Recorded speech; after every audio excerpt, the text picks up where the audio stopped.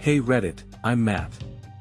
I'm not the kind of guy who shares much about his life, but what happened to me back in 2010 is something I've never fully shared with anyone, not even my closest friends. It's a story about a miserable guy, a desperate escape, and a find that changed everything. Buckle up because this gets wild. Back in 2010, I was 28 and living in Charleston, South Carolina.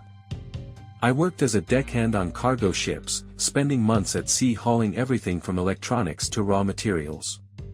The work was grueling, the pay just okay, and the worst part: the loneliness. I was an introvert by nature, always the guy in the corner at the rare crew parties, sipping a beer and avoiding eye contact.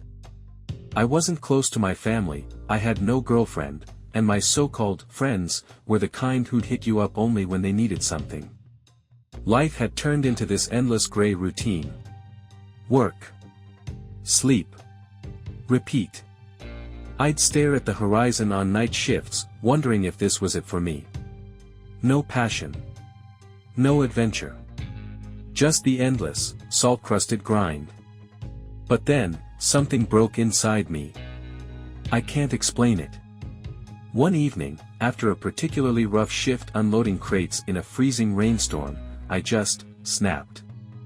I cashed out what little savings I had, quit my job on the spot, and bought a 28-foot sailboat called the Sea Sparrow. It was small, old, and definitely not built for long voyages, but it was mine. I'd always had this dream of sailing solo, getting away from people, noise, and the monotony of land life. So I mapped out a rough route, down past the Caribbean and along the South American coast. I didn't even have a set destination. Just, anywhere but here. For the first few weeks, it was exactly what I needed. The open sea was a kind of therapy. Just me, the wind, and the sound of waves slapping against the hull.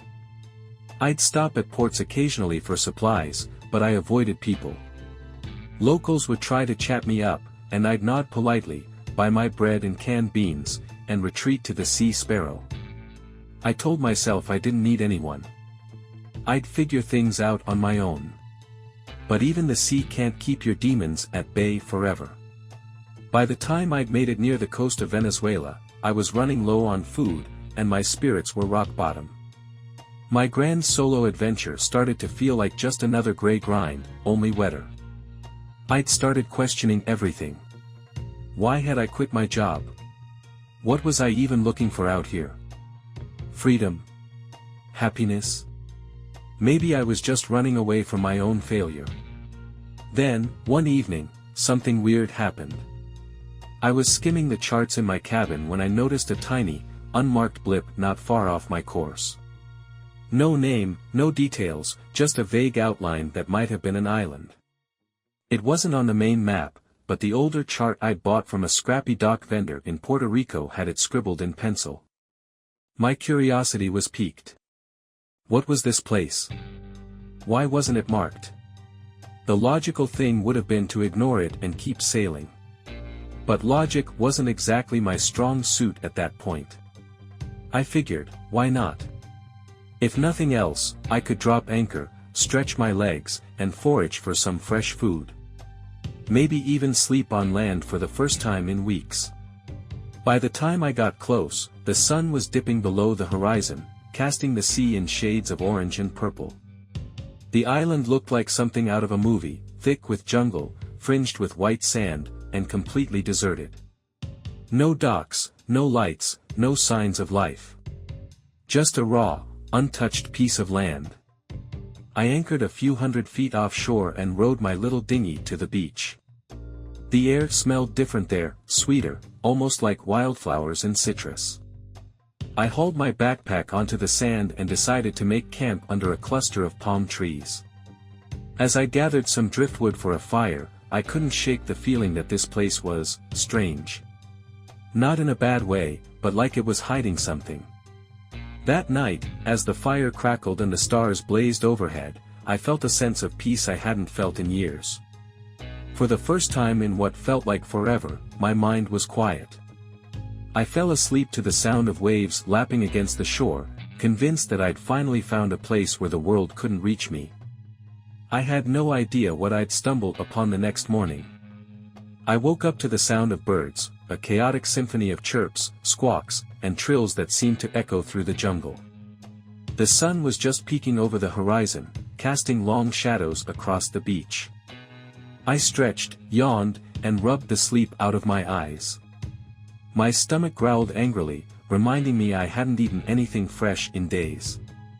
Determined to find food, I grabbed a machete from my pack and headed into the jungle.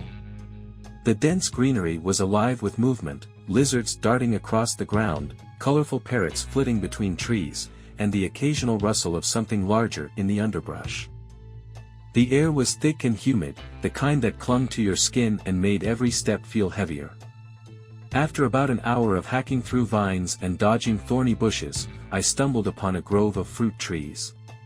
Jackpot! There were bananas, mangoes, and something that looked like a cross between a peach and a plum. I filled my pack and headed back to camp, feeling a rare flicker of contentment. Maybe this unmarked island wasn't so bad after all. As I walked back, something caught my eye. A glint of sunlight reflecting off metal, barely visible beneath a cluster of ferns. I froze.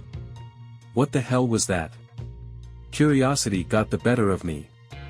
I dropped my pack, pushed aside the ferns, and saw it, a rusted metal knob sticking out of the ground.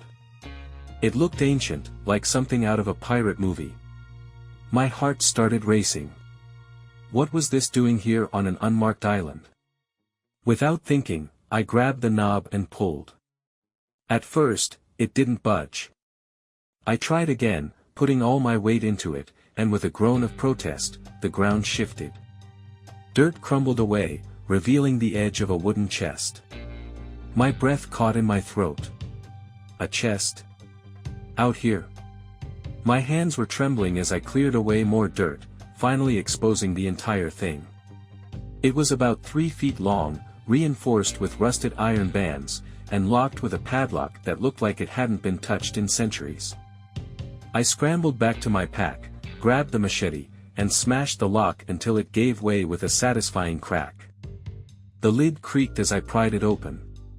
Inside was something I'd only ever seen in movies: coins. Hundreds of them, gold and silver, gleaming even through layers of grime and corrosion. Some were engraved with symbols I didn't recognize, while others had faded images of ships, kings, and creatures. My mind was racing. How much was this worth? Who had left it here? And more importantly, what the hell was I supposed to do now? I spent the next hour carefully packing the coins into my backpack, wrapping them in pieces of cloth to keep them from clinking together. The chest itself was too heavy to carry, and honestly, I didn't care about it. The real treasure was what it held. By the time I finished, the sun was high in the sky, and sweat was pouring down my face.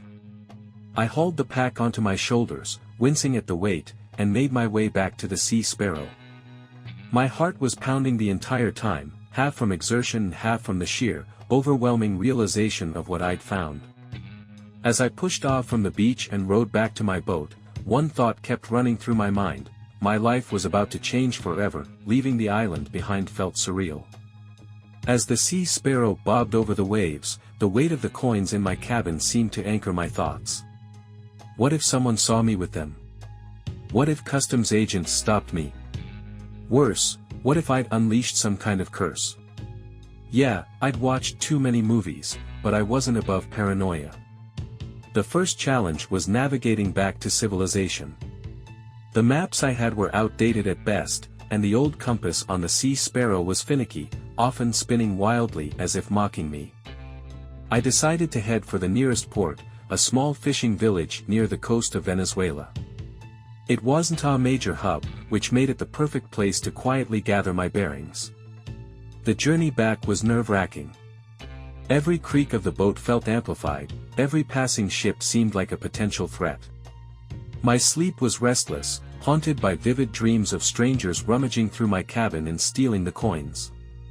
It felt like the ocean itself was conspiring to keep me on edge. But after 2 grueling days, the village came into view, a cluster of weathered huts and colorful boats bobbing in the harbor. I docked the sea sparrow quietly, keeping the heavy pack of coins tucked away in a hidden compartment. The locals paid me little attention, too focused on unloading their fishing nets and going about their routines. I bought some fresh water, supplies, and a burner phone to start planning my next move.